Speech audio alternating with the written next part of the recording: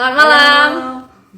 Ya, bertemu lagi bersama dengan kita berdua di dalam acara yang sudah rutin teman-teman ikutin atau mungkin yang pertama kali ngikutin, yaitu acara PA online bareng seri Alkitab. Ya, teman-teman, apa kabar? Semoga semua baik-baik saja dan terutama hari ini semoga excited untuk mendiskusikan atau menggali Roma 12. Ayat yang Iya. terkenal ya, sangat terkenal. Hafal nggak tuh? Satu dua. Roma 12 saya hafal beberapa ayat di dalam pasal ini, Bu, karena banyak ayat favorit di pasal ini. Ya, teman-teman nanti pastinya juga bukan bersama kita berdua saja, tetapi sangat senang sekali kalau teman-teman juga bisa berpartisipasi secara aktif dalam acara PA online bareng kita malam hari ini. Dan nanti kita juga bersama dengan kedua guest spesial kita akan menggali pasal 12, khususnya ayat-ayat yang akan kita gali.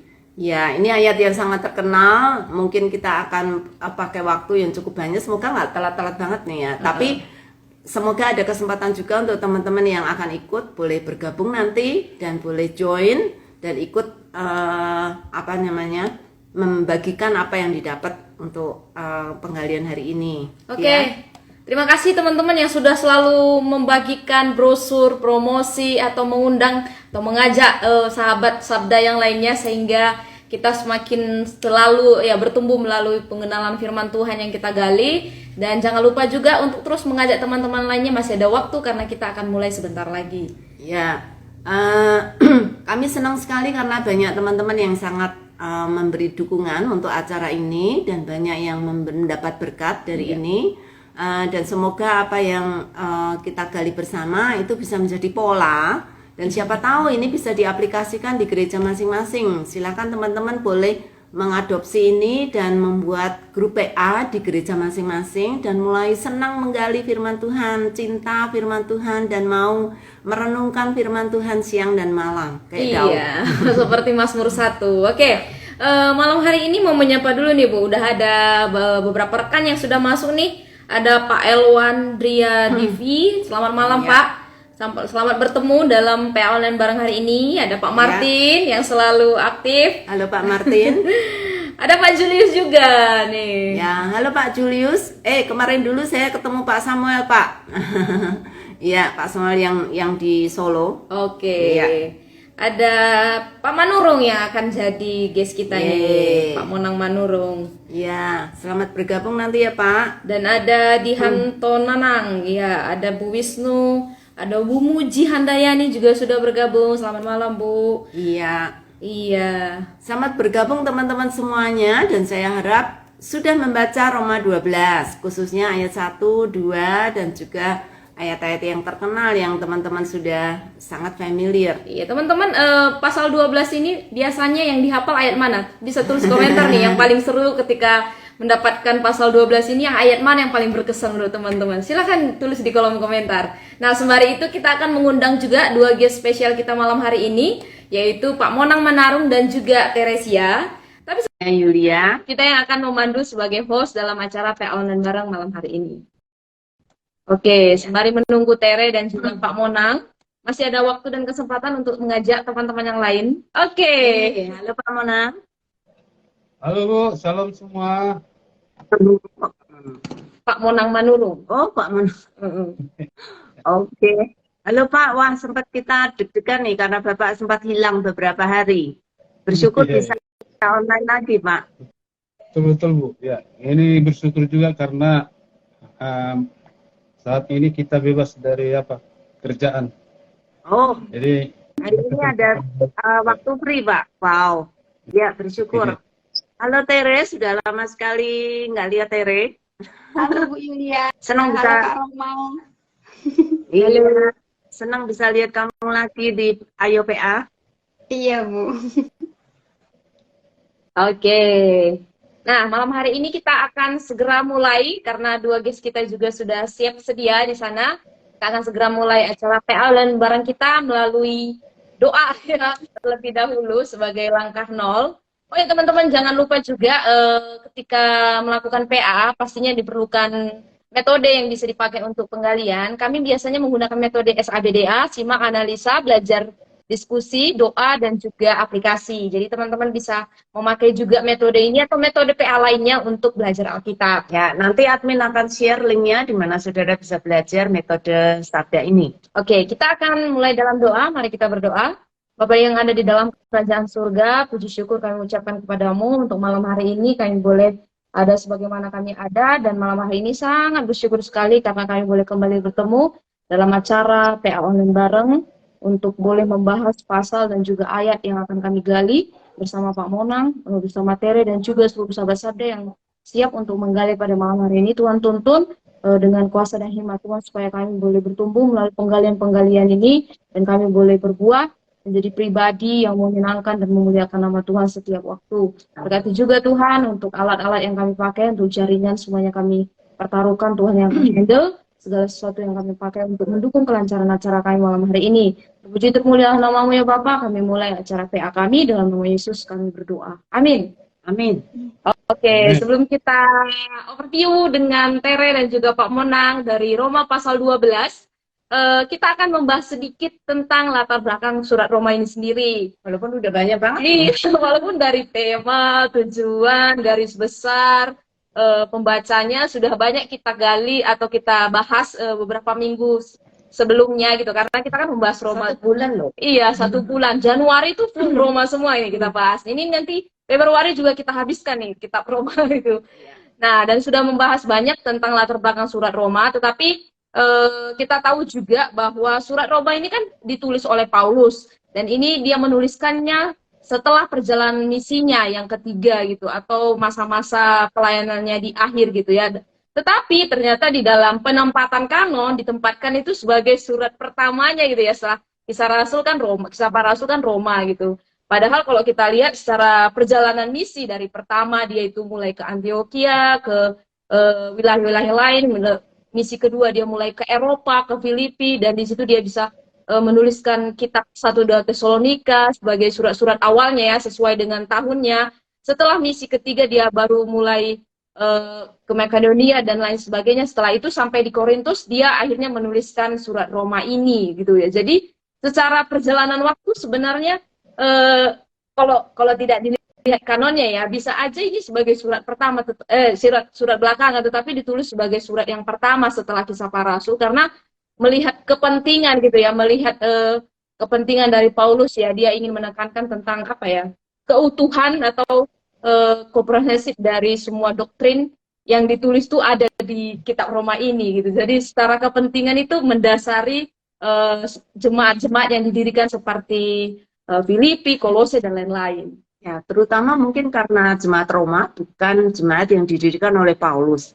Jadi Paulus ingin memastikan bahwa mereka on the same page gitu ya. Mereka mengerti doktrin sama seperti apa yang Paulus mengerti, sehingga dia secara runtun sekali mendasarkan doktrin-doktrin yang sangat dasar, yang sangat penting dalam kehidupan manusia untuk khususnya orang percaya, untuk mereka benar-benar mengerti dengan benar dan sama seperti apa yang Paulus mengerti. Dan itu sebabnya surat Roma menjadi salah satu surat yang paling penting yang Paulus tulis, bukan hanya untuk jemaat Roma, tetapi untuk kita semuanya sampai sekarang. Ya, itu seluruh penjelasan doktrin lengkap keselamatan yang Paulus tuliskan, dan itu menjadi satu tonggak utama, pilar utama di dalam kehidupan Kristen. Itu sebabnya ditempatkan di paling pertama. Benar. Ya. Surat Paulus yang ditempatkan di kanon pertama setelah Kisah Para Rasul yang ditulis Lukas itu surat Roma. Nah, kalau kita lihat Bapak Ibu Saudara, ternyata secara struktur Paulus ya, bukan hanya struktur, tapi gaya penulisan Paulus itu banyak sekali memakai gaya tanya jawab. Beberapa minggu yang lalu juga sudah sempat ya, kalau kita lihat pasal 3, pasal 4 itu kan banyak contoh-contoh yang diberikan oleh Paulus ketika dia menyampaikan tulisannya. Jika demikian, apa untungnya dari sunat? Jika demikian, apakah orang Yahudi lebih baik? Tapi langsung dijawab juga, tidak. Tapi dijawab juga, tidak demikian gitu. Jadi ketika dia bertanya, terus di ayat setelah itu dia menjawab sendiri gitu. Nah, tujuannya apa? Paulus ingin membukakan pikiran atau merangsang setiap jemaat yang mendengar, bahkan termasuk saat itu adalah jemaat Roma, untuk berpikir tentang kebenaran yang penting yang sedang disampaikan oleh Paulus ini ya. Tujuannya ingin apa ya, membimbing mereka supaya mereka mengerti gitu maksud tujuan Paulus menuliskan suratnya dengan memancing pertanyaan-pertanyaan dan dijawab juga. Ya, ini orang-orang zaman sekarang menyebutnya sebagai metode Sokrates gitu ya, saling tanya jawab, tanya sendiri, dijawab sendiri gitu ya. Dan itu membuat para pembaca atau pendengarnya itu berpikir ketika Paulus memberikan pertanyaan, mencoba memikirkan apa jawabannya gitu ya. Dan ketika Paulus menjawab, mereka boleh melihat apakah yang dipikirkan mereka itu sama dengan apa yang Paulus sudah jawab gitu ya. Dan itu menarik, salah satu metode yang menarik untuk mengajar. Iya, keren juga sih kalau dilihat. Jadi sebelum ada metode pembelajaran tanya jawab, Paulus sudah merancang dan menuliskannya terlebih dahulu juga. Nah, struktur untuk surat Roma ini sendiri, khususnya pasal 12, pasal 16, kalau kita udah menyelesaikan dari pasal 1 sampai pasal 11, kita melihat keseluruhan dari teologi yang sedang disusun Paulus ya tentang doktrin, tetapi ayat 12 sampai 16 ini merujuk kepada tindakan atau aplikasi praktis yang harus diterapkan sebagai anak-anak Tuhan yang menjadi milik Tuhan atau menjadi orang-orang yang sudah dibenarkan di dalam Tuhan gitu ya. Jadi berbicara tentang kasih, gimana dalam tindakan nyatanya, ketaatan kepada pemerintah dan lain sebagainya. Ya, secara struktur pasal 1 sampai 11 itu penuh dengan doktrin atau pengajaran dan juga teori yang Paulus landaskan. Itu Paulus berbicara tentang manusia yang diciptakan Allah, tentang dosa, tentang pembenaran, tentang pengudusan gitu ya. Sudah sangat lengkap. Lalu mulai pasal 12 Paulus melihat itu sebagai satu call to action, CTE. Jadi Paulus mengharapkan apa yang sudah you mengerti itu ayo kasih wujudkan itu di dalam tindakan gitu ya, supaya apa yang kita mengerti dengan otak itu tidak hanya berhenti di otak, tetapi juga mengubah hidup kita, mengubah behavior kita. Oke, dan ini akan kita mulai ya, pasal 12 malam hari ini, bersama dengan Tere dan juga Pak Monang. Kita akan menggali pasal 12 ini untuk ayat-ayat yang dipilih, tetapi sebelum itu kita mau lihat overview dari pasal 12-nya sendiri. Nah, untuk itu saya mau bertanya dulu nih ke Tere, setelah itu ke Pak Monang. Untuk yang pertama ya, ada berapa ayat nih dan berapa perikop dalam Roma pasal 12 ini? Dan bisa disebutkan judul-judul perikopnya. Oke. Ya, dari Tere dulu. Oke. Ya, di Roma 12 ini saya lihat ada 21 ayat dan perikopnya itu ada 2. Yang pertama, persembahan yang benar. Dan yang kedua itu nasihat untuk hidup dalam kasih. Ya, jadi sudah mempersembahkan persembahan yang benar, baru nasihat Paulus terkait kehidupan di dalam kasih ya. Nah, saya kembali ke Pak Monang. Tadi Pak Monang mau berbicara nih. Siapa aja nih tokoh yang disebutkan dalam surat Roma pasal 12 ini? Tokoh-tokoh yang ditemukan. Bisa disebutkan mungkin? Ya, ada 3 tokoh yang ada di dalam Roma 12 ini ya. Itu Allah, Kristus sama Paulus. Ya. Iya. Itu Oke. yang menjadi Gimana tokoh. dengan surah apa? Pembacanya siapa ini, Pak? Kamu ya? Pembaca yang dituju Paulus ini siapa? Paulus Baca. memakai kata ganti kamu, Pak. Kamu ini siapa? Kamu itu adalah jemaat-jemaat yang ada di Roma. Ya, itu Jadi kata kamu dia- cukup banyak diulang ya, Pak. Ya, jadi Rasul Paulus ini kan memberikan macam surat edaran kepada jemaat di Roma dan juga jemaat-jemaat yang orang di luar suku daripada Yahudi, artinya Ya. yang belum dikenal dia. Ya. Oke. Dan tujuannya untuk memberikan surat ini adalah untuk membantah ajaran-ajaran yang tidak sesuai dengan ajaran Tuhan Yesus. Oke. Dan membetulkan ya juga untuk mendidik di dalam kebenaran begitu. Ya, benar sekali ya. Sesuai dengan tujuannya. Jadi Paulus menyampaikan ini kepada orang-orang Yahudi yang dipakai kata ganti ketiga itu kamu, dan juga pembaca saat ini atau mungkin orang-orang di luar Yahudi seperti yang dibilang Pak Monang. Nah, saya kembali ke Tere. Adakah kata-kata yang diulang-ulang dan penting di dalam pasal 12 ini? Iya, untuk kata-kata yang diulang itu, yang pertama itu yang paling sering disebutkan adalah kata kamu. Yang Oke. kedua itu kata janganlah. Hmm. Yang ketiga hendaklah. Dan Ya. yang selanjutnya itu kata orang. Dan selanjutnya kata saudara, baik itu saudara aja atau saudara-saudara gitu. Dan yang Oke. paling sering juga itu adalah kata melakukannya. Oke. Melakukannya dan yang berkenan kepada Allah. Oke. Jadi kata janganlah cukup banyak yang ditemukan di ayat ini ya. Iya. Sebuah nasihat yang disampaikan oleh Paulus. Ya, kembali ke Pak Monang. Secara umum, pesan apa yang Pak Monang dapatkan ya, yang paling menonjol ketika membaca Roma pasal 12 ini? Kesan. Ya, jadi di dalam ayat 12 ini kita dianjurkan untuk bersukacita, ya, bersukacita di dalam pengharapan, ya, dan kita dianjurkan untuk bersabar di dalam kesesakan dan bertekun di dalam doa. Jadi, Kalau ya, jadi keseluruhan pasal 12-nya, Pak? Ya, keseluruhan di dalam Pasal pasal 12. ke-12 ini, ya,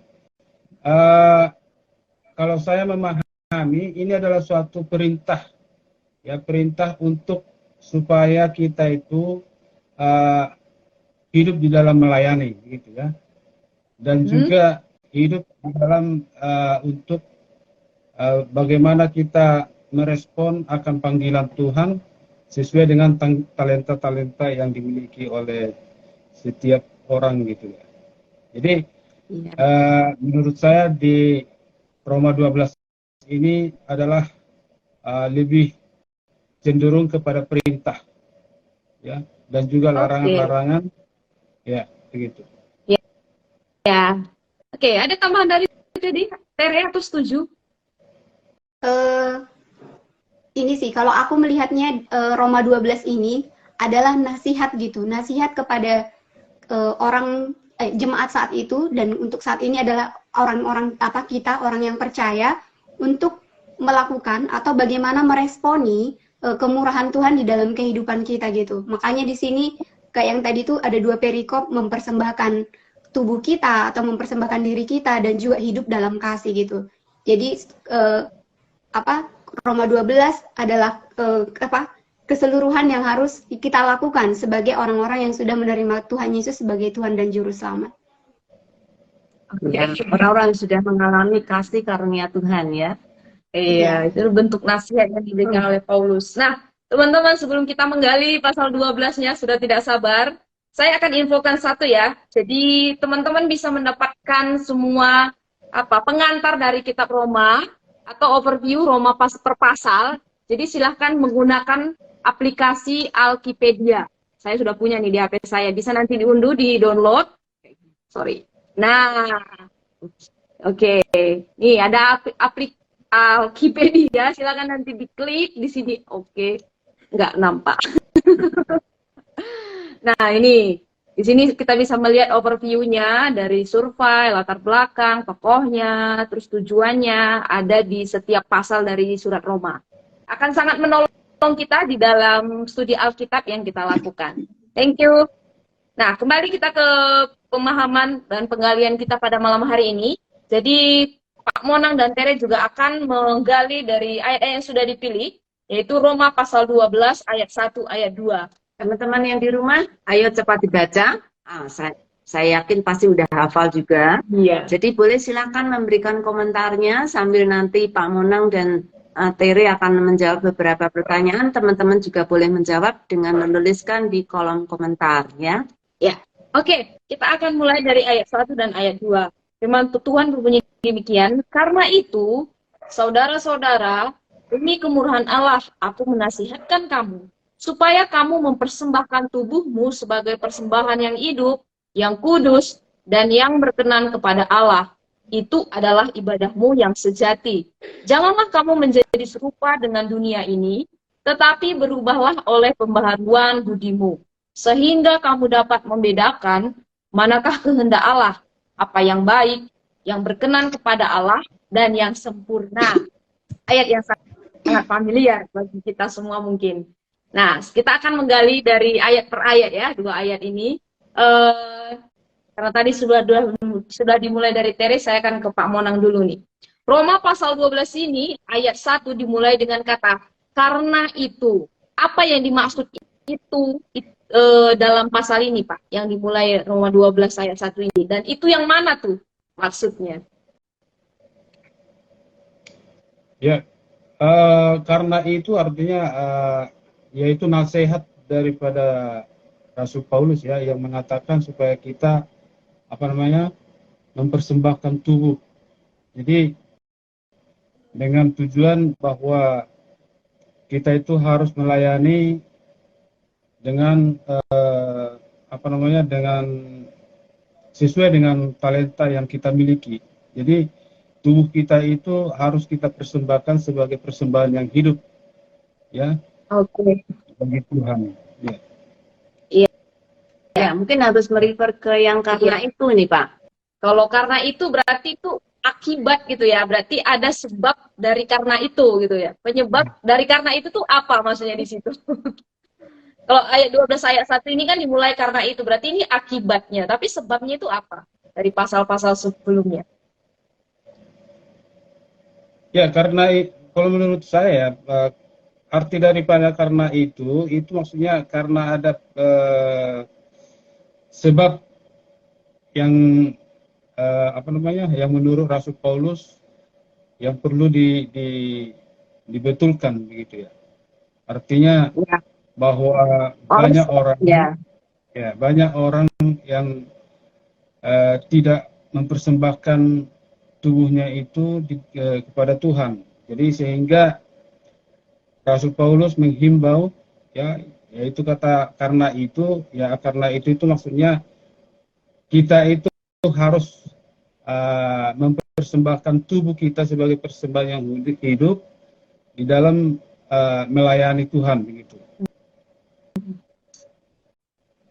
Ya, Paulus sangat menarik sekali mengingatkan kita gitu ya, bahwa kalau kita bisa atau kalau dia menasihatkan kita untuk bisa mempersembahkan persembahan yang hidup atau mempersembahkan tubuh kita sebagai persembahan hidup, karena kita sudah diselamatkan oleh Allah, ya, karena kita sudah dibenarkan oleh Allah dan kita sudah dikuduskan oleh Allah. Karena itu, jadi setelah kita menerima semua berkat rohani dan semua karunia yang Tuhan berikan, nah karena sudah menerima semua karunia itu, maka gitu. Jadi kita nggak bisa mempersembahkan tubuh kalau belum menerima itu gitu ya. Iya. Iya, jadi karena itu tuh akibatnya gitu ya. Kalau kita lihat pasal 1 sampai 11 itu udah sangat jelas gimana Paulus ngomong ya tentang kehidupan di dalam Kristus yang sudah dibenarkan ya. Bahkan belum sampai dibenarkan yang perihal manusia berdosa sampai manusia itu akhirnya ditebus sendiri oleh Yesus Kristus. Dia sudah menyampaikan semuanya itu di pasal 1 sampai 11 gitu ya. Tetapi karena kasih Kristuslah kita tidak lagi dimurkai oleh Allah dan kita memperoleh kebenaran di dalam Allah sehingga kita ditebus. Setelah kita ditebus karena itu, nah itulah dimulai pasal 12 itu. Karena kita sudah ditebus. Nah, ya. Oke, jadi sudah jelas ya, karena itu tuh maksudnya merujuk ke pasal-pasal sebelumnya, pasal 1 sampai pasal 11. Nah, saya ke Tere nih berikutnya. Apa artinya mempersembahkan tubuhmu sebagai persembahan yang hidup? Apa bedanya dengan persembahan-persembahan yang lain? Iya. Kalau dibandingkan dengan persembahan yang lain gitu, atau bahkan juga persembahan-persembahan dulu itu kan orang-orang dulu itu mempersembahkan korban bakaran gitu dari binatang dan yang lainnya. Nah, di sini kita diminta untuk mempersembahkan tubuh kita gitu, mempersembahkan diri kita sepenuhnya kepada Tuhan. Berarti kita harus benar-benar menyerahkan diri kita gitu. Jadi bukan yang kayak tadi ku bilang itu binatang yang dulu dipersembahkan, tapi ini benar-benar Tuhan meminta diri kita lah yang harus kita berikan kepada Tuhan gitu. Ya, kalau binatang yang dipersembahkan itu binatangnya mati atau hidup, Tere? Itu dia perbandingannya. Kalau itu kan binatang yang mati, sedangkan kita adalah Iya. persembahan yang hidup gitu, persembahan yang hidup dan diserahkan sepenuhnya ke Tuhan. Ya, kalau persembahan yang lain, binatangnya dimatiin dulu. Setelah dimatikan, baru dipersembahkan ya. Iya. Tapi ini Iya. aneh, Paulus berkata nggak dimatikan dulu, tapi justru pada waktu hidup. Itu Iya. dipersembahkan kepada Tuhan. Jadi kira-kira apa artinya persembahan yang hidup ini, Tere? Persembahan yang hidup yang saya lihat di sini itu yang apa? Kalau tadi apa sih? Jadi kayak ada gitu, ada prosesnya gitu. Jadi nggak hanya berhenti karena udah apa hidup kan berarti hidup yang baru gitu. Hidup yang baru berarti kita harus hidup yang baru itu harus ada prosesnya gitu. Jadi kayak transformasi yang penuh dengan yang ada perubahan-perubahan gitu, mempersembahkan kehidupan kita. Iya. Ketika Paulus meminta kita untuk mempersembahkan, jangan ketika kita sudah mati gitu ya, sudah nggak bisa apa-apa. Tapi ketika kita masih hidup dan kehidupan kita itu bukan kehidupan yang lama, tetapi dulu kita mati, tetapi kita sekarang sudah dibuat hidup karena Kristus yang sudah menghidupkan kita. Karena Paulus berkata, ketika Kristus mati, kita bersama-sama dengan Kristus dan sudah ditebus bersama-sama dengan kematian Kristus dan dibangkitkan bersama-sama dengan Kristus. Maka sekarang tubuh kita adalah tubuh yang baru, tubuh yang sudah mendapat kasih karunia dari Allah. Dan sekarang marilah kita persembahkan tubuh kita yang masih hidup ini ya untuk Tuhan. Kira-kira lebih berguna kalau mati atau hidup ya? Mati nggak bisa dipakai lagi. Tuh. Kalau mati nggak bisa ngapa-ngapain lagi. Gimana? Kalau mati nggak bisa ngapa-ngapain lagi gitu. Tapi kalau hidup masih ada hal dan banyak hal yang dilakukan. Iya, ini juga Paulus ingin menegaskan kepada orang-orang zaman itu yang juga mulai dipengaruhi dengan doktrin yang salah, yaitu bahwa tubuh kita ini jelek, tubuh kita ini penuh kedagingan, tubuh kita ini penuh nafsu, jadi jangan tidak perlu dipakai gitu ya. Tetapi di dalam Kristus kita ditebus bukan hanya roh kita saja, bukan hanya jiwa kita saja, bahkan tubuh kita juga sudah ditebus oleh Kristus. Sehingga tubuh kita ini menjadi tubuh yang baru, yang sekarang tidak lagi dipakai untuk nafsu, tetapi dipakai untuk kemuliaan bagi nama Tuhan.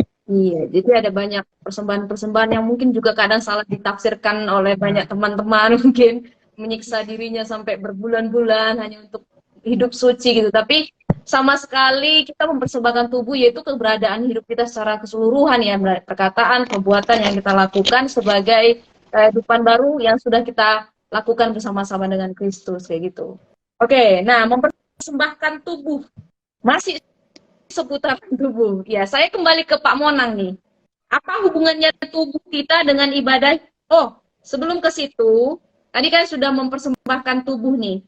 Tere sudah jelaskan tentang mempersembahkan tubuh sebagai persembahan yang hidup. Bagaimana kita bisa melakukannya?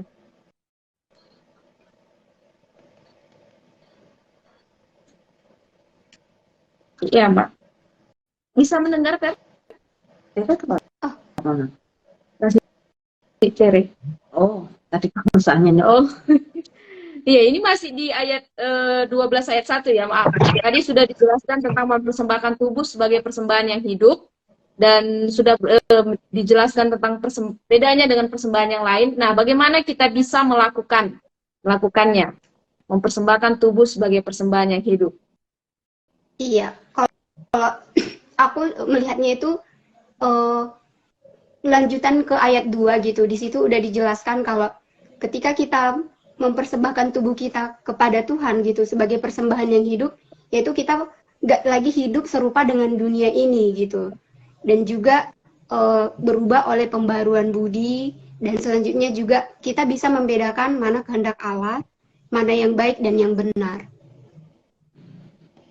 Oke, jadi sebelum masuk ke ayat 2 juga dikatakan juga ya, masih di ayat 1, supaya kamu mempersembahkan tubuh sebagai persembahan yang hidup, yang kudus dan yang berkenan kepada Allah, itu adalah ibadahmu yang sejati. Jadi Memang nanti di ayat 2 itu juga bisa berkaitan dengan cara untuk mempersembahkan hidup yang berkenan, tetapi di ayat 1 juga dijelaskan dengan cara hidup kudus dan berkenan kepada Allah.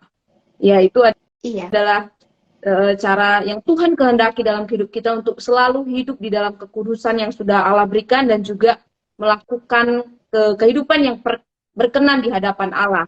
Nah, baru sekarang saya ke Pak Monang nih. Sudah nggak sabar menjawabnya. Apa nih Pak hubungannya tubuh kita dengan ibadah yang sejati? Ya, jadi seperti kita tahu bahwa tubuh kita ini kan juga adalah bait kudus Tuhan ya. Artinya apa yang di dalam kehidupan kita ini, seperti apa yang tadi katakan oleh saudara-saudari kita ini, bahwa kita itu di dalam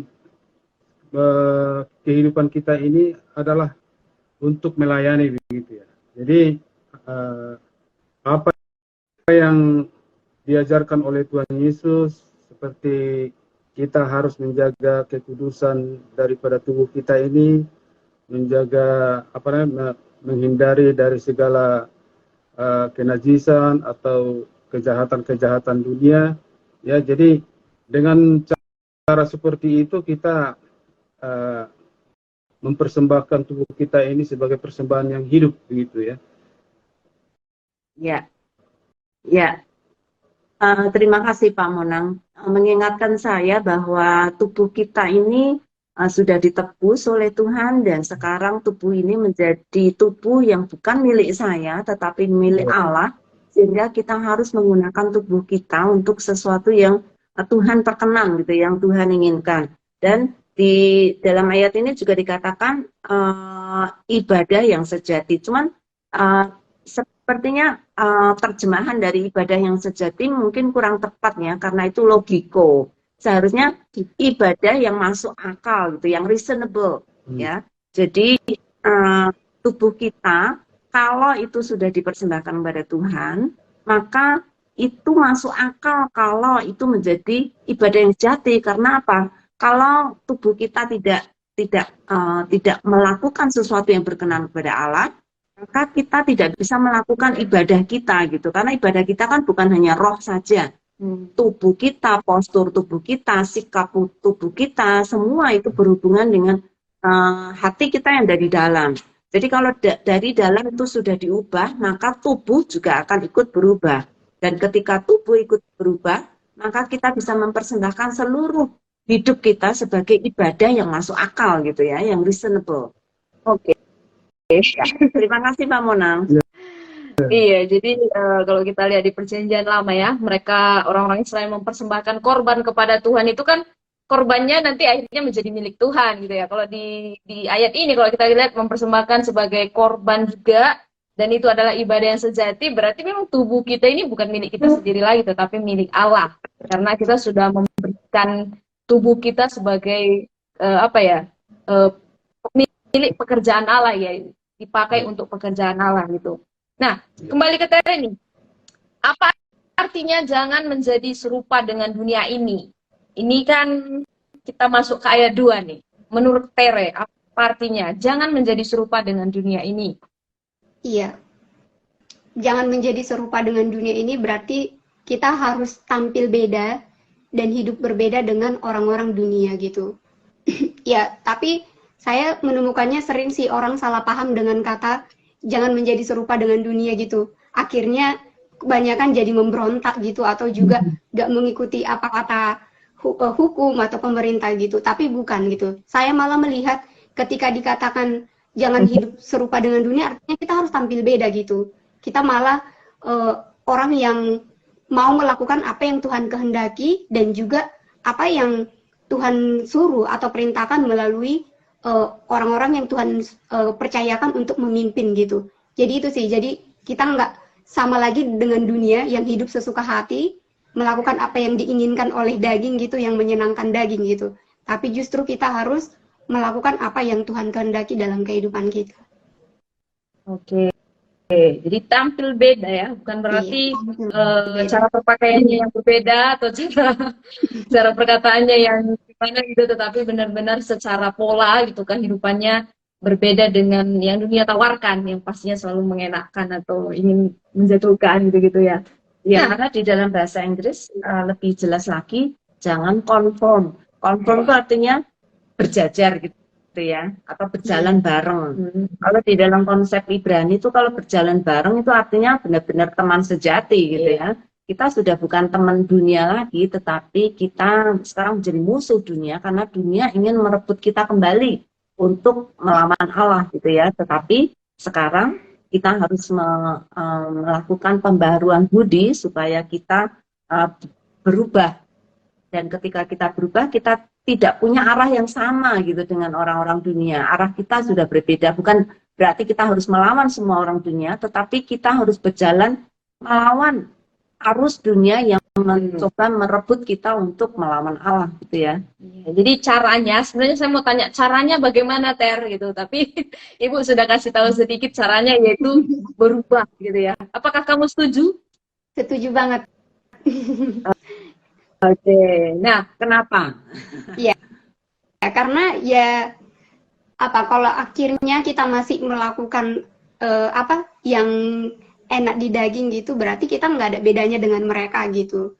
Justru ketika kita udah menerima atau mengenal Allah dan udah hidup dalam kemurahan Tuhan, ya kita itu harus bisa jadi kesaksian juga gitu. Jadi nggak malah ikut arusnya mereka gitu.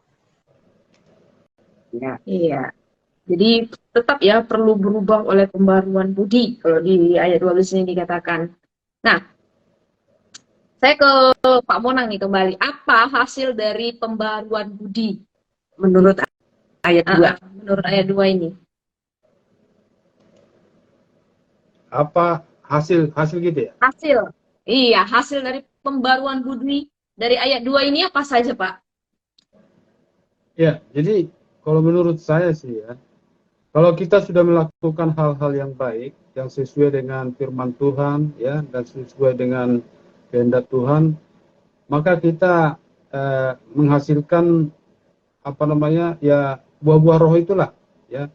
Kita akan perbuatan kita akan terwujud lewat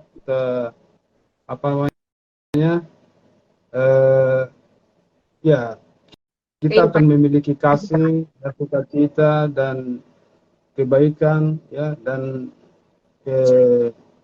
pengendalian diri ya. Jadi kalau kita sudah melakukan pembaharuan diri itu, maka kita akan memiliki buah-buah roh yang tadi itu. Jadi menurut saya pembaharuan diri itu kita harus menjauhkan apa yang menjadi keinginan dunia ya. Keinginan daging adalah keinginan dunia ya. Jadi hendaklah kita menjaga kekudusan tubuh kita ini supaya persembahan kita itu berkenan kepada Tuhan gitu. Oke. Dan lebih jelasnya lagi kalau di ayat 2 ini dikatakan hasil dari pembaruan budi, sehingga kamu dapat membedakan. Nah, hasilnya adalah dapat membedakan manakah kehendak Allah, apa yang baik, yang berkenan kepada Allah, dan yang sempurna. Gitu ya. Kalau kita lihat lebih jelas lagi di ayat 2 ini, kita dapat mengenal kehendak Allah, gitu ya, mengenal apa yang menjadi isi hati Allah, sehingga kita bisa mengambil keputusan-keputusan yang sesuai dengan kehendak dan rencana Allah. Ya, ini ada hubungannya dengan apa yang tadi Tere katakan ya, bahwa kita tampil beda. Bagaimana kita caranya tahu bahwa itu tuh dunia dan mana yang Allah gitu ya, mana yang kehendak Allah, mana yang dunia. Karena kita kalau pola pikir kita atau budi kita, akal kita tidak diperbarui oleh Tuhan, kita sering confused gitu, sering bingung. Kita nggak tahu mana yang kehendak Allah, mana yang bukan, sering bingung gitu ya, sehingga tidak tahu membedakan dua hal ini. Karena kita sudah terlalu terbiasa dengan manusia lama, dan ketika pindah menjadi manusia baru, kadang kita bingung yang manusia lama dan manusia baru itu yang mana ya, gitu ya, suka kebalik-balik gitu. Tapi Kalau pola pikir kita sudah diubah oleh Tuhan, maka kita bisa membedakan. Berarti kita akan diberi hikmat, kayak tadi Pak Monang bilang ada buah roh, artinya kita punya roh Allah yang akan menolong kita untuk bisa membedakan gitu ya, mana yang sukacita dunia, mana yang sukacita surga, mana yang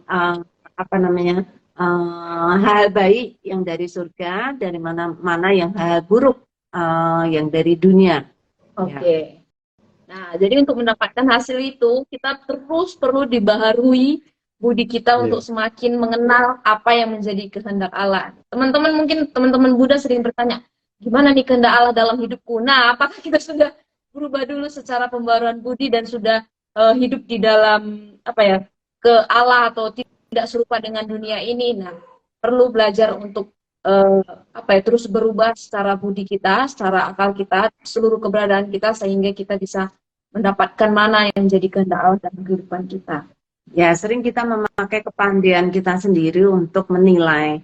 Padahal kepandaian kita sendiri itu tidak cukup gitu ya. Kecuali Tuhan yang membukakan pikiran kita, Tuhan yang menolong kita untuk tahu, maka sering kita tidak tahu. Maka mari kita bergantung pada Tuhan untuk kita bisa membedakan ya, mana yang duniawi, mana yang surgawi, supaya kita bisa hidup berkenan kepada Tuhan. Oke, pertanyaan terakhir sebelum kita membacakan tanggapan sahabat sabda yang sudah masuk malam hari ini. Untuk Tere, sudahkah Anda Tere menjadi persembahan yang hidup? Iya, sudah. Itu. Oh, tapi ya di kata sudah ini tentunya banyak proses gitu.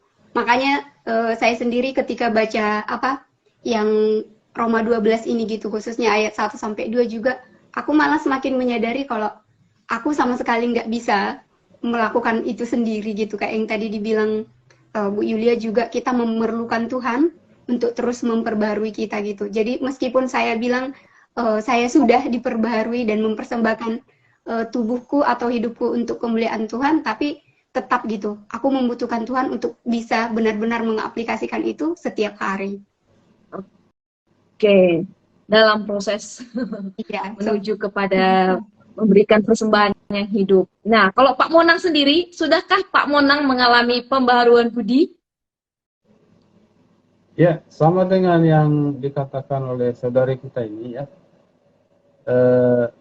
masih dalam proses lah ya. Artinya kita selalu berusaha bagaimana supaya hidup kudus, ya, bagaimana supaya berkenan di hadapan Tuhan, ya, bagaimana kita supaya bisa dipimpin oleh Roh, gitu. Oke. Jadi masih dalam proses, ya.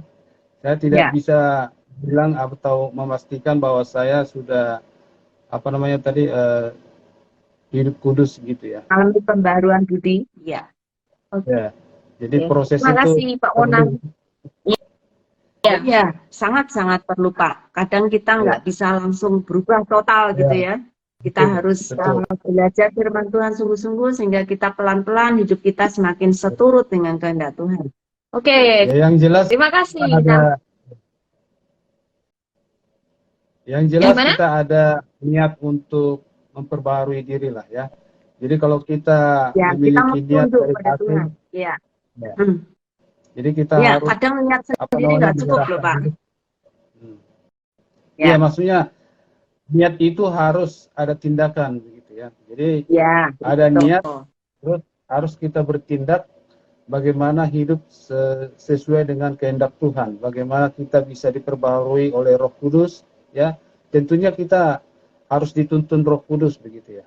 Dan bagaimana kita supaya bisa dituntun Roh Kudus, ya kita selalu tekun di dalam doa untuk memohon pertolongan daripada Roh Kudus. Karena lewat Roh Kuduslah kita bisa dituntun dan diarahkan untuk melakukan hal-hal yang baik begitu. Iya. Iya. Thank you, Pak. Nah, gimana nih dengan teman-teman sahabat Sabda dari ayat 1 ayat 2 yang sudah kita gali malam hari ini? Apakah juga sudah mendapatkan pelajaran-pelajaran penting bagi teman-teman? Silakan tuliskan di kolom komentar dan kita akan bacakan tanggapan-tanggapan dari teman-teman. Ada satu tanggapan dari Kak Nadia. Ayat sebelumnya bukan Kak dari frasa karena itu. Ya, bukan hanya ayat sebelumnya, pasal sebelumnya. Ya. Oke, pertanyaan pertama dari Kak Ray. Kenapa kita harus mempersembahkan tubuh ya? Kan sudah ditebus, sudah bebas. Oh ya, bebas bukan berarti bahwa tubuh kita mau menurut gitu ya. Seringkali tubuh kita masih belum mau menurut. Jadi perlu, karena kita pergantian tuan nih ya. Dulu kan tuan dari tubuh kita nih aku. Sekarang tuan kita adalah Tuhan. Jadi tubuh kita harus belajar untuk tunduk kepada Tuhan, bukan tunduk kepada diri kita sendiri. Dan tubuh kita yang sekarang bukan lagi milik kita, tetapi milik Kristus. Karena itu harus dipersembahkan kepada Tuhan supaya kita bisa melakukan tindakan-tindakan melalui tubuh kita, tindakan yang berkenan kepada Tuhan. Iya. Dan sepertinya Kak Eca juga setuju sekali, persembahan yang hidup adalah kembali kepada hubungan dan persekutuan yang natural kepada Tuhan Yesus Kristus. Dan ada tanggapan juga dari Ibu Deborah Wisnu. Ayat 2 mengingatkan kita bahwa kita sudah ditebus dan menjadi warga negara surga. Jadi kita bukan lagi milik dunia, meski kita hidup di dunia. Harus berubah, makin serupa Kristus, bukan dunia. Ya. Pertanyaan kedua nih dari Kak Ray. Apa bedanya kehendak Allah dengan apa yang baik? Lalu apakah yang berkenan kepada Allah itu adalah kehendak Allah? Apakah Tere atau Pak Monang mau menjawab? Ya, bagi saya sudah jelas kehendak Allah itu ya, sudah kita ketahui ya. Artinya kita jangan menggunakan tubuh ini untuk hal-hal yang najis ataupun hal-hal yang tidak berkenan di hadapan Tuhan ya. Jadi makanya tadi kita sudah membaca firman Tuhan itu supaya kita melakukan hal-hal yang baik, yang berkenan di hadapan Tuhan ya. Banyak di pasal 12 ini kata-kata jangan ya. Salah satunya tadi itu ayat 2, janganlah kamu menjadi serupa dengan dunia ini ya. Ada lagi jangan kasih itu berpura-pura ya, yang di ayat 9 Ya. dan jauhilah yang jahat dan lakukanlah yang baik. Jadi kita sudah jelas bisa membedakan mana yang baik dan mana yang tidak baik ya. Firman Tuhan sudah menerangkan dengan seterang-terangnya bahwa keinginan daging itu adalah keinginan dunia gitu ya. Jadi kalau kita sudah mengetahui keinginan daging, ya kita lepaskanlah keinginan daging itu ya. Mari kita hidup dipimpin oleh Roh ya. Jangan lagi dipimpin oleh keinginan daging gitu. Ya. Amin, amin. Oke, jadi tetap kembali kepada firman-Nya, bisa mengetahui kehendak Allah ya. Jadi kembali kepada firman Tuhan. Nah, dan sekaligus ada tanggapan nih dari Win, persembahan yang hidup. Karena kalau mati berarti masih hidup dalam dosa, karena upah dosa adalah maut. Setuju buat Win. Ya. Oke. Nah, tanggapan dari teman-teman masih kita tunggu, dan karena waktu terus berjalan, maka kita akan lihat ayat seterusnya bersama Pak Monang dan Tere kembali. Dan kita akan sekarang lihat dari pasal 12 ayat 11. Ini satu ayat hafalan teman-teman. Ya, kita bacakan ya. Janganlah hendaknya kerajinanmu kendor, biarlah rohmu menyala-nyala dan layanilah Tuhan. Ini kalau diulang berkali-kali juga tetap langsung bisa nangkap apa ini. Oke, nah saya akan bertanya dulu nih ke Pak Monang. Apa yang sering membuat kerajinan kendor dalam melayani Tuhan? Ya, kita tahu ya, di dalam hidup ini jelas kita tidak bisa menghindari akan persoalan atau pergumulan hidup ya. Jadi selagi kita masih hidup, pencobaan dan pergumulan hidup itu tetap ada, ya kan? Dan kalau tubuh kita ini lemah ya, atau tidak dibekali dengan firman Tuhan, maka kita akan menjadi kendor ya, menjadi kendor kerajinan ya, artinya tidak ada semangat begitu ya. Oleh karena itulah kita memberi tubuh kita ini untuk dipimpin Roh ya, supaya kita senantiasa kuat di dalam melawan segala pergumulan-pergumulan hidup ya, dan Roh kita itu tetap menyala-nyala untuk melayani Tuhan gitu. Oke. Jadi terlalu banyak alasan sebenarnya ya yang bisa membuat kerajinan orang-orang sering kendor di dalam melayani Tuhan ya. Kalau kamu sendiri apa, Ro? Kalau saya udah pasti rasa malas, Bu. Iya. Wow, ada banyak ya. Bisa karena kita disalah mengerti orang, atau karena kita dibenci orang, atau karena kita dihina di dalam pelayanan, atau dianggap tidak mampu. Dan itu sering membuat kita kecil hati, dan karena kecil hati akhirnya malas untuk melayani. Ada juga kerajinan kita kendor karena kita tidak dipuji gitu ya, karena tidak ada yang memuji akhirnya kita malas melayani Tuhan. Artinya kita punya motivasi yang tidak baik di dalam pelayanan ya, karena motivasi itu sering yang membuat kita menjadi punya alasan-alasan gitu. Bahkan bahayanya kalau saya sendiri pernah terjebak dalam rutinitas. Rutinitas juga ternyata seringkali bisa tuh jadi racun untuk kita bisa kerajinan kita kendor gitu. Hanya sekadar melayani, bukan dari hati gitu, tapi sekedar melayani saja, tapi nggak berdasarkan dari hati yang itu tadi ya, hati yang dipenuhi oleh roh yang menyala-nyala gitu. Jadi akhirnya terjebak rutinitas setiap minggu melayani, tapi itu perlahan-lahan membuat kita juga tidak gairah, tidak semangat dan kendor dalam pelayanan. Ya, sebenarnya motivasi yang terbaik untuk kita bisa melayani Tuhan itu adalah kita mengasihi Dia, bukan karena mengasihi pelayanan, bukan karena kita berguna bagi pelayanan, karena suatu ketika kita bisa saja menjadi orang yang tidak berguna di pelayanan. Nah, hal-hal itu yang membuat kita punya alasan untuk menjadi malas. Tetapi kalau motivasi kita adalah untuk melayani Tuhan, mengasihi Dia, dan memuliakan Tuhan, maka kapanpun kita akan terus melakukan sekalipun sulit, sekalipun dihina, atau sekalipun tidak dipuji, karena motivasi kita adalah untuk mengasihi Dia. Ya. Jadi perlu dasar motivasi yang benar dulu ketika kita melayani Tuhan. Nah, saya kembali ke Tere. Apa artinya roh yang menyala-nyala? Apakah Tere bisa kasih contohnya juga? Iya, ya roh yang menyala-nyala gitu.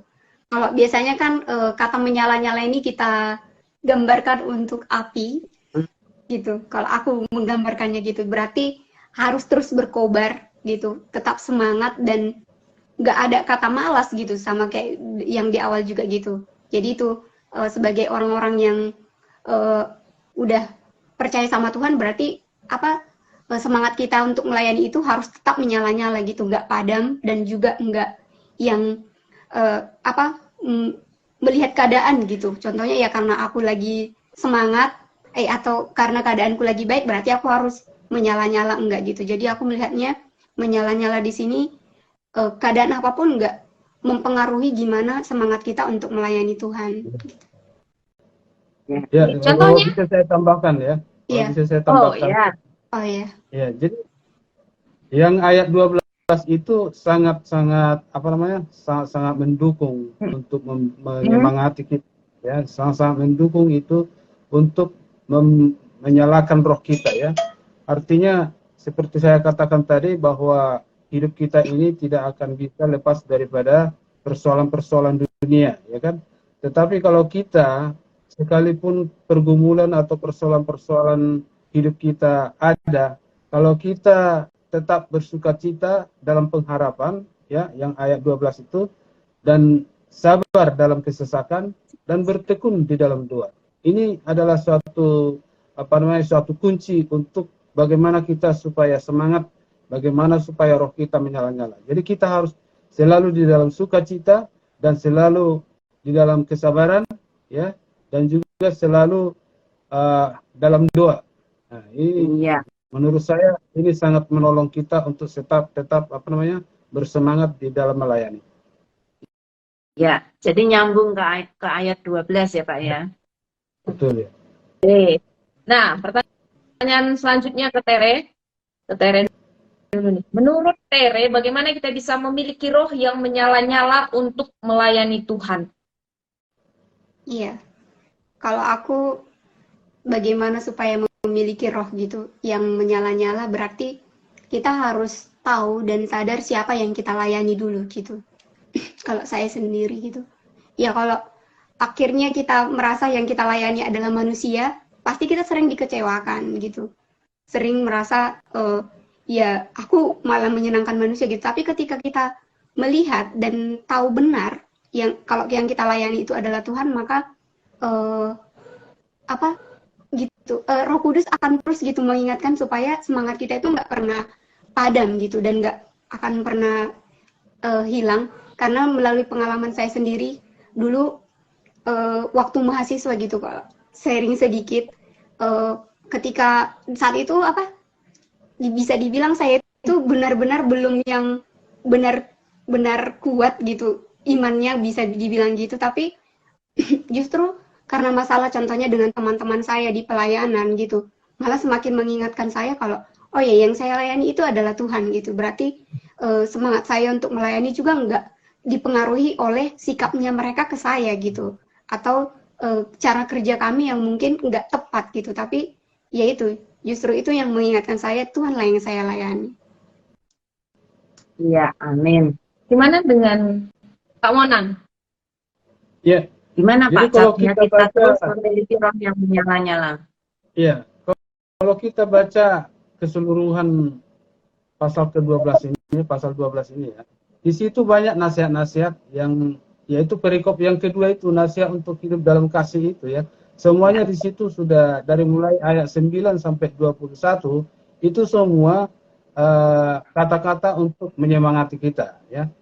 Di situ semua suatu nasihat yang supaya kita roh kita itu menyala-nyala. Ya, salah satunya dikatakan di ayat 19 itu ya, saudara-saudaraku yang kekasih, janganlah kamu sendiri menuntut pembalasan, tetapi berilah tempat kepada murka Allah.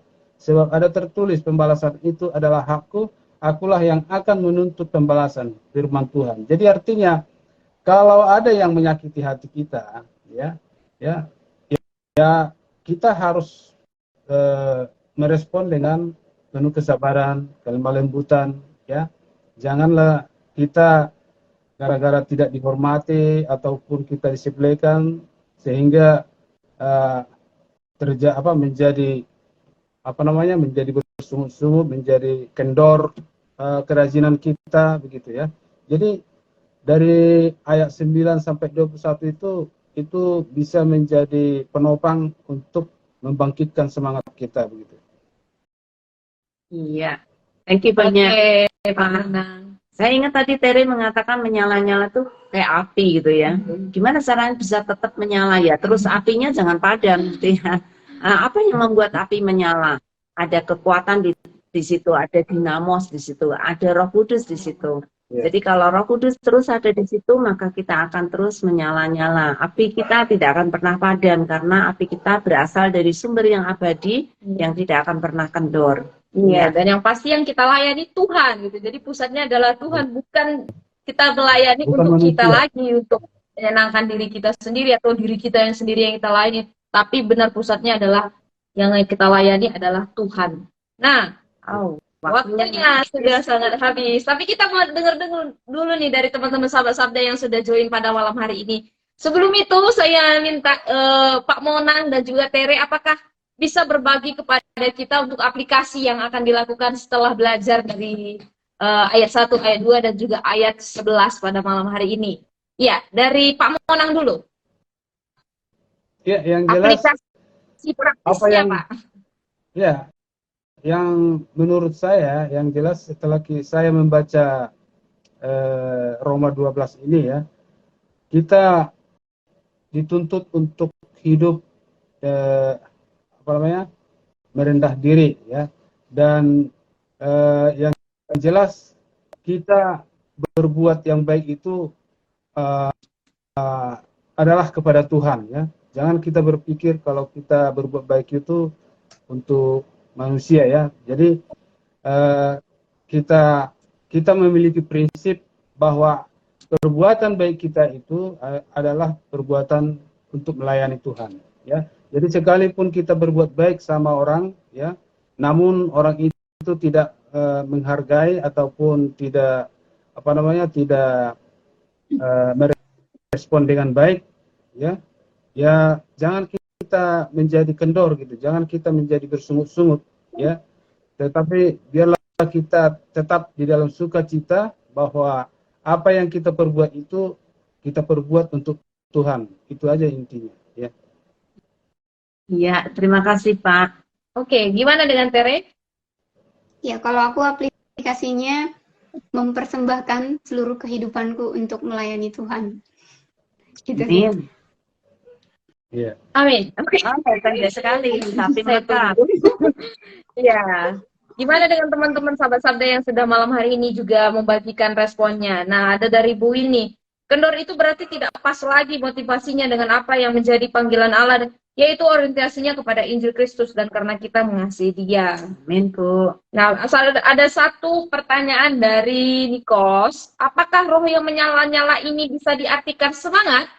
Ya, tidak harus hanya semangat gitu ya, tapi setia, tekun, itu juga roh yang menyala-nyala. Artinya tidak pernah keluar dari jalur motivasi yang benar gitu ya.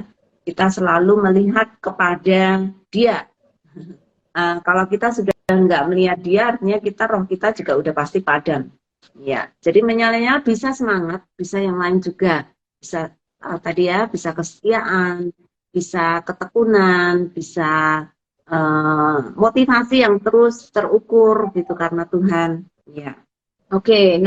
Nah, ada satu pertanyaan juga dari Bu Deborah nih, Bu. Apakah artinya kita yang tentukan on dan off-nya roh dalam kita? Tadi sudah jelas ya, penggeraknya itu adalah Roh Kudus ya. Jadi Roh Kudus yang membuat kita untuk terus tidak memadamkan roh atau api yang menyala-nyala, tapi dari sisi kitanya juga mau dibentuk gitu. Ya, kalau kita kendor tetapi motivasi kita benar, maka Roh Kudus akan terus mendorong kita untuk kita terus semangat. Tetapi kalau motivasi kita sudah tidak benar, wow, ya itu sangat-sangat disayangkan ya.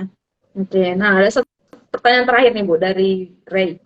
Dilihat atau dinilai dari mana ya bahwa roh itu sedang menyala-nyala? Oh, mungkin Ray sedang terjebak mungkin.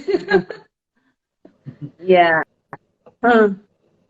Oke, nah seringkali mungkin ketika kita melihat mungkin ya dalam dunia pelayanan gitu ya dikatakan melayani dengan semangat yang menyala-nyala gitu ya, aktif dalam persekutuan, rajin beribadah, melayani dengan kadang-kadang kita terjebak apa ya, kita nggak tahu ya, tapi Tuhan yang bisa melihat hati kita memang secara benar gitu ya.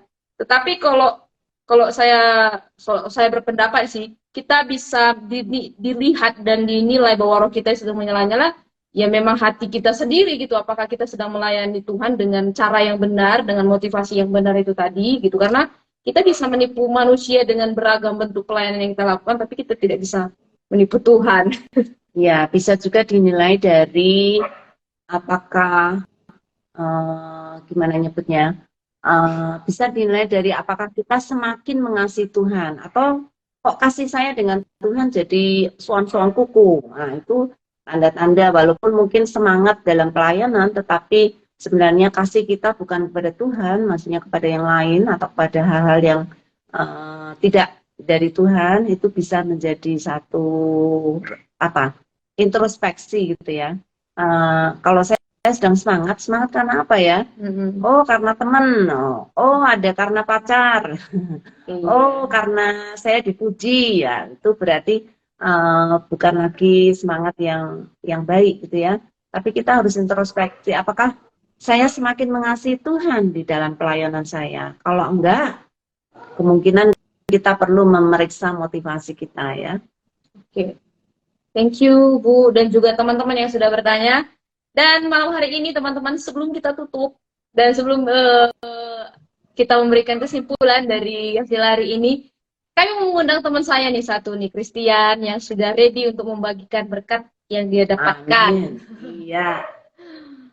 Nah, tadi pastinya mengikuti juga ya untuk penggalian hari ini. Mungkin Tere akan turun dulu sebentar ya Tere ya. Oke. Bisa Oh kok, bisa. Oke. Good. Halo Tian. Apakah Halo Ibu Yulia. tadi mengikuti pembicaraan kita dengan Pak Manang dan juga Tere? Iya, tadi saya ikut dari awal meskipun tadi jaringannya agak kurang baik. Oh, iya. Gimana nih pendapat Tian? Berkat apa yang didapat dari mendengarkan pembicaraan kita? Iya, sebenarnya saya juga dapat banyak pelajaran terutama dari yang Roma pasal 12 ini. Sebenarnya kayak lebih, menurut saya lebih kayak ke panduan dan juga pedoman sih Bu. Jadi ngelihat kalau dua perikop ini kan tentang persembahan yang benar dan nasihat untuk hidup dalam kasih itu benar-benar apa ya, bermakna gitu, dalam gitu. Dan aku lihat bukan hanya bisa diterapkan di secara pribadi, tapi di sini pun menyinggung tentang gereja gitu. Bagaimana ketika memang di ayat 5 itu kan dikatakan memang kita adalah satu tubuh di dalam Kristus dan kita adalah bagian anggotanya gitu, anggota dari tubuh Kristus itu gitu. Jadi kalau aku ngelihat juga kita punya bagian kita masing-masing. Memang kadang juga diingatkan sebagai seorang yang muda itu kadang pengen bisa segalanya gitu, tapi diingatkan kalau memang kamu mempersembahkan tubuhmu sesuai dengan karunia yang sudah Tuhan berikan. Ya mungkin itu secara dari pasal ayat 12 ini yang saya pelajari sih Bu. Iya. Ya, semoga teman-teman di rumah juga mendapat berkat dari sharingnya Tian, dan juga bisa sharingkan ke kita lewat kolom chatnya. Ya. Oke, thank you Tian. Wow, tidak terasa waktu sudah habis. Bersyukur ada satu orang yang bisa share bersama dengan kita ya. Oke, nah malam hari ini saya belajar banyak lagi, walaupun ayat ini familiar sekali, ayat yang familiar, bahkan beberapa ayat di sini saya hafal, tetapi sungguh mengingatkan lagi, sungguh menegur lagi, bahkan menasihatkan lagi sesuai dengan nasihat Paulus ya, untuk terus menyenangkan Allah gitu dengan cara mempersembahkan hidup saya sebagai persembahan yang hidup, sehingga saya juga bisa terus menyenangkan Allah dengan kehidupan saya yang benar di hadapan Allah. Dan saya mengerti apa artinya hidup yang berkenan di hadapan Allah gitu. Dan kalau di ayat 11 ini ngingatin lagi sih untuk semangat terus dalam pelayanan gitu, dan perlu terus motivasi yang benar gitu. Jadi kayak Ibu Yuda tadi bilang, perlu terus untuk merenungkan gitu ketika saya pelayanan, ketika saya di dalam gereja gitu, untuk apa saya ada di gereja dan apakah saya melayani sesuai dengan rencana Allah, dan memang karena saya mengasihi Allah atau ada faktor lain di dalam pelayanan saya. Itu terus perlu dicek setiap hari ketika melayani Tuhan. Ya, terima kasih untuk Pak Monang dan Tere yang sudah membagikan berkatnya hari ini. Saya bersyukur tadi Pak Monang mengingatkan pada kita bagaimana kita terus mengingat akan kasih Tuhan dan juga sukacita di dalam Tuhan, pengharapan kita di dalam Tuhan, dan terutama doa kita kepada Tuhan supaya kita terus dijaga oleh Tuhan dan terus diperbarui hidup kita untuk senantiasa menjadi berkat bagi orang lain. Juga terima kasih untuk Tere yang sudah men-sharingkan bagaimana aku tertarik dengan Tere itu komitmennya dia untuk memberikan seluruh hidupnya bagi Tuhan, mempersembahkan yang terbaik bagi Tuhan, yaitu kehidupan kita yang masih hidup ini, yang masih memberi buah di dalam kehidupan kita ya. Selamat melanjutkan komitmennya Tere, semoga Tuhan terus memberi berkat dan Tere selalu melihat tuntunan Tuhan yang terbaik bagi kemuliaan nama Tuhan. Thank you teman-teman sekalian, Tere dan juga Pak Monang, dan Bapak Ibu Saudara, kita akan segera menutup acara kita PA Online bareng hari ini. Untuk itu saya minta kesediaan Pak Monang bisa menutup dalam doa, Pak. Ya, baik ya. Mari kita satu dalam doa. Segala puji dan syukur, terima kasih ya Bapa, kami panjatkan kehadirat-Mu pada malam hari ini ya Tuhan, atas segala penyertaan dalam kehidupan kami pribadi lepas pribadi Tuhan, hingga pada malam hari ini Tuhan, kami bisa berbincang-bincang tentang firman-Mu yang tertulis dalam Roma pasal 12 Tuhan, di mana hamba-Mu Rasul Paulus menasihatkan setiap umat-Mu untuk senantiasa menyala-nyala roh kami Tuhan untuk melayani Engkau Bapa. Biarlah kiranya Engkau Tuhan senantiasa memberikan kekuatan bagi kami di dalam menjalani hidup ini, untuk kami bisa mempersembahkan tubuh kami Tuhan kepada Engkau sebagai persembahan yang hidup, dan biarlah Engkau pakai Tuhan setiap kami untuk menjadi alat-Mu dalam pemberitaan akan Injil Kerajaan-Mu Tuhan kepada setiap jiwa-jiwa dimanapun kami berada ya Tuhan. Oleh karena itu Bapa, kami mengundang akan belas kasihan-Mu. Biarlah kiranya Engkau Tuhan menganugerahkan hikmat pengertian akan firman-Mu Tuhan, dan berikan kepada kami Tuhan kecakapan dalam mengajar ataupun dalam memberitakan firman-Mu Tuhan kepada setiap jiwa-jiwa. Oleh karena itu Tuhan, berkati setiap hamba-hamba-Mu yang senantiasa melayani Engkau Tuhan, senantiasa memberitakan firman-Mu. Engkau berikanlah kekuatan bagi kami Tuhan, supaya kami tetap roh kami menyala-nyala dalam menyebarkan akan kerajaan Injil Tuhan Yesus. Terima kasih Bapak, sebentar lagi kami akan berpisah dari ruang pertemuan kami ini. Biarlah Engkau Tuhan yang senantiasa menjagai kami, memberikan apa saja yang kami butuhkan Tuhan sesuai dengan kehendak-Mu. Biarlah Engkau perbekali kami juga Tuhan lewat firman-Mu Tuhan, supaya setiap firman-Mu Tuhan menjadi pelita di setiap langkah-langkah kami Tuhan. Terima kasih Bapak, berkati setiap yang sudah menyaksikan akan pengajaran ini. Biarlah Engkau Tuhan senantiasa memberikan hikmat bagi setiap kami, agar pengertian firman Tuhan kami bisa mengerti dan menerapkan di dalam setiap kehidupan kami. Tentunya kami Tuhan bisa mempraktekkan kepada sesama kami dimanapun kami berada Tuhan. Terima kasih Tuhan Yesus, dipuji, dihormat Engkau Tuhan Yesus. Jadilah kehendak dalam hidup kami, dan hanya di dalam nama Tuhan Yesus Kristus Juru Selamat hidup kami panjatkan doa kami ini. Haleluya. Amin. Amin. Terima kasih Pak Monang. Terima kasih Pak Monang dan Tere. Sama-sama Bu. Dan terima Terima kasih kasih. sahabat sabda sekalian. Sampai Terima bertemu. kasih untuk semua yang sudah memberi respon. Ketemu lagi minggu depan. Salam. Assalamualaikum. Oke. Halo semua ya. Dan minggu depan kita akan membahas Roma pasal 15. Iya, itu rumah terakhir ya. Ada pasal 16 Ibu. Itu salam-salamnya Paulus. Pasal 16. Betul, 16 itu sangat istimewa. Tapi kita akan 15 dulu. Iya. Karena 15 juga ada banyak ayat yang terkenal. Oke, jadi pastikan teman-teman bisa schedule dan juga pasang notifikasinya supaya bisa langsung live Senin depan tanpa, dan teman-teman biasanya juga dapat info dari teman-teman admin IOPA yang sangat ramah, dan kita pasti bisa gabung dalam acara PON bareng minggu depan bersama-sama kembali.